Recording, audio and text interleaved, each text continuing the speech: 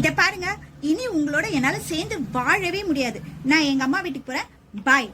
நீ ஒரு ரோஷக்காரி, நீ என்ன நிக்க மாட்டே. சரி, மதியானத்துக்கு மட்டன் பிரியாணி ஆர்டர் போடுறேன். ஏங்க, அது கூட ஒரு 2 பிளேட் வந்து சிக்கன் 65, மட்டன் சுக்கா, ஃப்ரான் கிரேவி, கசட்ட ஐஸ்கிரீம், கடைசியா செவனப் ஆர்டர் பண்ணிடுங்க. ஏன்னா இதெல்லாம் சாப்பிட்டதுக்கு அப்புறம் ஜீரணம் ஆகிறதுக்கு கண்டிப்பா செவனப் குடிக்கணும். ஏம்மா ரோஷக்காரி, நீ இப்பதான் என்கிட்ட வாழ முடியாதுன்னு எங்க அம்மா வீட்டுக்கு போறேன்னு சொல்லிட்டு விடுங்க, அத நம்ம நாளைக்கு பாத்துக்கலாம். இன்னைக்கு நமக்கு சோறு தானே முக்கியம். ஆர்டர் பண்ணிட்டீங்களா? பண்ணிட்டேன். ரோஷக்காரின்னு வேற பேர் வச்சவன். ஏங்க, இங்க பாத்தீங்களா, வெளிநாட்டுல ஒருத்தர் அவர் பொண்டாட்டிக்காக நிலாவிலேயே இடம் வாங்கி கொடுத்திருக்காராம். நீங்களும் இருக்கீங்களே, எனக்காக என்ன வாங்கி வச்சிருக்கீங்க சொல்லுங்க. அடி, நிலால வாழறது ரொம்ப கஷ்டம். உனக்கு பூமியிலே நான் இடம் வாங்கி வச்சிருக்கேன். நீ என்னடா நிலால இடம் வாங்கி வச்சிருக்கேன்னு பேசிட்டு இருக்க. எங்க வாங்கி வச்சிருக்கீங்க? எனக்கு நம்ம ஊர்லயே 3 கார் சைஸ்ல இடம் ரெடியா இருக்கு. அது தாண்டி ஒரு மனுஷனுக்கு தேவை. அதை விட்டுட்டு நிலால போய் இடம் பிடிக்கிறேன், வேழல்ல போய் இடம் பிடிக்கிறேன், சூரியல போய் இடம் பிடிக்கிறேன்ட்டு அதையும் நீ பாத்துட்டு வந்து சொல்ற பாரு. அளவா ஆசைப்படணும்டி, அப்பதான் வாழ்க்கை நல்லா இருக்கும். புரிஞ்சுதா? அப்பா திருநெல்வேலி வரைக்கும் போயிருந்தா தெரியுமா உங்களுக்கு? உங்க அப்பாக்கு என்னடி திருநெல்வேலியில வேலை? சொந்தக்காரங்க வீட்டு கல்யாணத்துக்கு போனாருங்க. போன இடத்துல திருநெல்வேலியில இருந்து அல்வா வாங்கிட்டு வந்திருக்காரு. இந்தாங்க, சாப்பிட்டு பாருங்க. உங்க அப்பா கொடுத்த அல்வாவா? எனக்கு வேணாம். உங்க அப்பா நம்ம கல்யாணத்துல கொடுத்தாரே அல்வா, அத சாப்பிட்டே இன்னும் செரிக்காம நான் இருக்கேன். இல்ல திரும்ப உங்க அப்பா அல்வா கொடுத்திருக்காரா? வேண்டாமா? வேண்டாம், நீ சாப்பிடு. எனக்கு கொடு. நான் ஒண்ணு கேட்கவா? உங்க அம்மா அப்பாவை தவிர வேற யாரு கால்ல விழணும் அப்படின்னு நீங்க நினைப்பீங்க? என் மாமனார் கால்ல தான் விழணும் அப்படின்னு நான் நினைப்பேன். தெரியுமா? அப்பா கால்லையா? எங்க அப்பா மேல உங்களுக்கு அவ்வளவு மரியாதையாங்க? அவர் மேல எனக்கு எவ்வளவு மரியாதை இருக்கு. சரி சொல்லுங்க, எதுக்கு எங்க அப்பா கால்ல விழணும்னு நினைக்கிறீங்க? நமக்கு கல்யாணம் ஆகி கொஞ்ச நாள் தான் ஆகுது. இந்த கொஞ்ச நாளே உன்னை வச்சுட்டு என்னால சமாளிக்க முடியல. ஆனா உங்க அப்பா பாரு, 25 வருஷம் உன்னை வச்சு சமாளிச்சிருக்காரு அப்படின்னு பொழுது, அப்ப அவர் கால்ல நான் போய் விழாம வேற யார் கால்ல போய் விழுறது? இப்ப என்கிட்ட கேட்டல இந்த கேள்வி, இப்ப எடுத்துட்டு போய் உங்க அப்பா கிட்ட கேள. அவர் உடனே என்ன சொல்வாரு? ஏன் சொல்லு, இவ்வளவு நாள் அவர் பட்ட கஷ்டத்துல மாறல, திடீர்னு கடவுள் உன் முன்னாடி வந்து நின்னார்னா நீ என்ன பண்ணுவ? அந்த நேரத்துல பதட்டமே படக்கூடாது. முதல்ல நம்மள செக் பண்ணி பார்க்கணும். கண்ணை நல்லா விழிச்சு பார்க்கணும், நல்லா நம்மள கிள்ளி பார்க்கணும்.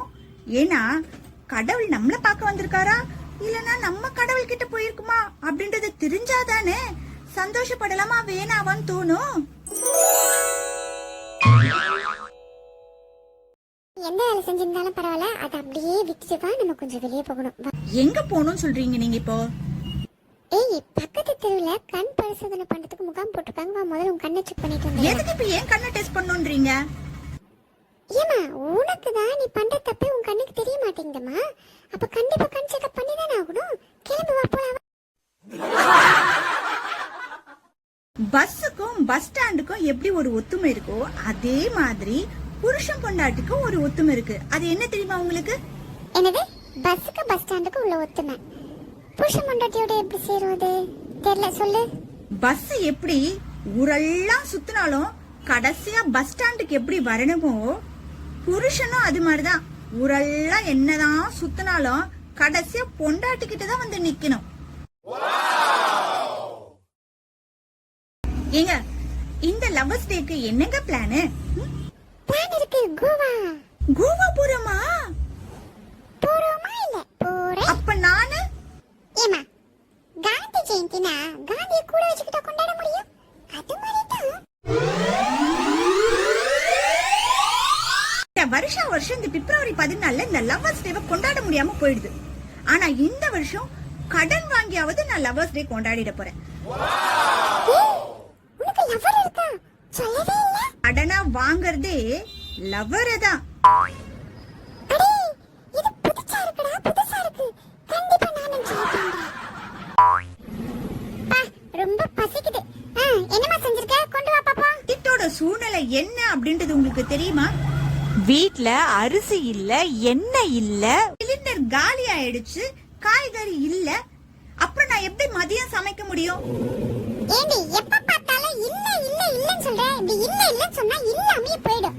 எப்பவுமே இருக்கு இருக்கு அப்படி சொல்லி. அப்படிங்க, அரிசி டப்பா காலியா இருக்கு. என்ன பாத்திரம் காலியா இருக்கு. சிலிண்டர் நிக்குது பாத்தீங்களா, காலியா இருக்கு. இந்த இலையில இப்ப நான் அருஞ்சுவையும் சமைச்சு இருக்கு, சாப்பிட்டுட்டு போங்க. இப்ப நீ சொல்றதை கேட்டு எனக்கு ரொம்ப திருப்தியா இருக்குமா? பொண்டாட்டி, கஞ்சனுக்கு இங்கிலீஷ்ல என்னன்னு சொல்லுவான்? ஹஸ்பண்ட். டாடி, பேய்க்கு இங்கிலீஷ்ல என்ன டாடி? உங்க அம்மாப்பா?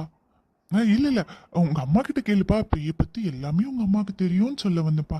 அம்மா கிட்ட. மேடம், உங்ககிட்ட ஒரு கேள்வி. கல்யாணம் ஆகி குழந்தை பிறந்ததுக்கு அப்புறம் எல்லா பெண்களும் அவங்க பசங்களோட இருக்கக்கூடிய போட்டோ தான் போஸ்ட் பண்றாங்க, ஹஸ்பண்டோட இருக்கக்கூடிய போட்டோஸ் பண்றதுலயே. நல்ல கேள்வி. நீங்க கவனிச்சிருக்கீங்களா? எல்லா கம்பெனிலயும் அவங்க தயார் பண்ண அந்த ப்ராடக்ட்டை தான் ப்ரோமோட் பண்ணுவாங்க. ஆனா அந்த ப்ராடக்ட் ரெடியான அந்த மிஷினை எங்கேயாவது ப்ரோமோட் பண்ணி பார்த்திருக்கீங்களா? அதே மாதிரி தான்